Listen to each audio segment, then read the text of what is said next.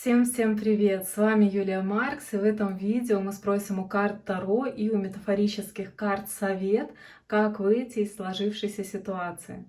Если в вашей жизни есть какая-то ситуация, которая вызвала у вас сложности, какие-то трудности, вы не знаете, какую линию поведения выбрать, то я надеюсь, что данные советы как-то помогут вам принять какое-то решение, либо просто помогут обрести хотя бы внутреннее равновесие, внутреннюю гармонию и посмотреть на ситуацию с другой стороны.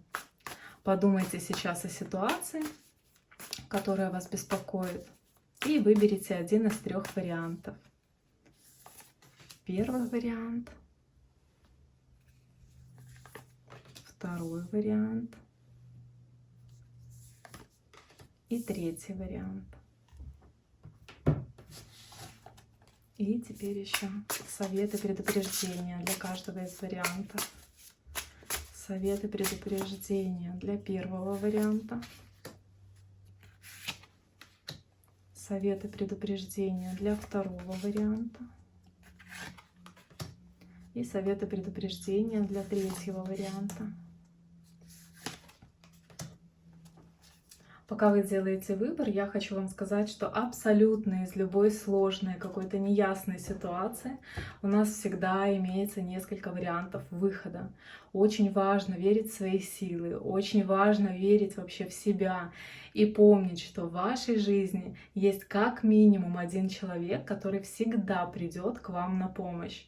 Это вы сами, так как вы самый главный человек в вашей жизни.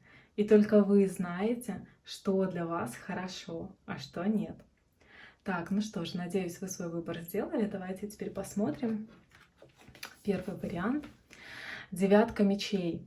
Девятка мечей. Данная карта рекомендует обратиться к своей мудрости и избавиться от страхов, которые витают в вашей голове, в ваших мыслях. Данная карта рекомендует вам переключиться с негативных мыслей на позитивные. Данная карта говорит, что абсолютно все страхи, которые есть у вас на данный момент по отношению к сложившейся ситуации, о которой вы подумали, они, вероятнее всего, беспочвенны, они надуманы. Как-то вы, может быть, преувеличили то, что происходит.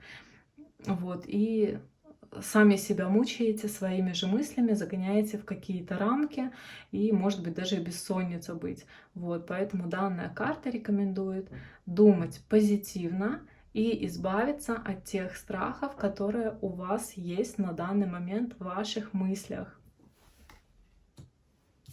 Так, советы предупреждения для вас.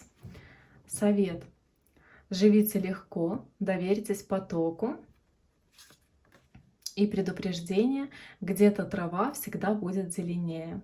Вот если вдруг у вас есть какая-то неуверенность в себе по данной карте, это тоже может быть. Данная карта все-таки рекомендует вам помнить о своей уникальности и о том, что все в нашей голове, все в наших мыслях рождается, и очень многое зависит от того, как вы думаете, как вы относитесь к себе и к складывающимся ситуациям. Вот, поэтому мыслите более позитивно.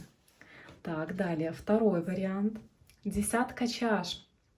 Данная карта, она рекомендует вам постараться найти, обрести эмоциональную наполненность, семейную гармонию как-то выстроить, если у вас уже есть семья, либо обратиться за помощью к людям, к своим близким, к своей семье, к своим родным.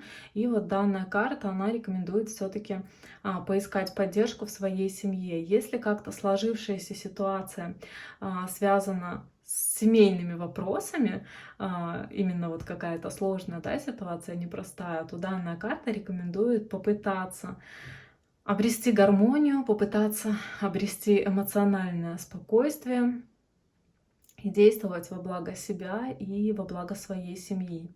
Ну и повторюсь, что поддержку данная карта также рекомендует поискать у своей семьи. Ну вообще эта карта, она очень хорошая, очень такая светлая.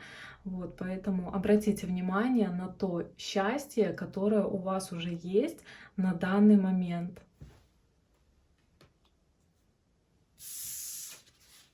Так, совет для вас.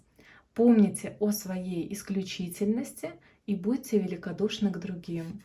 И предупреждение: не прогибайтесь под обстоятельства, все можно изменить. Так. И третий вариант.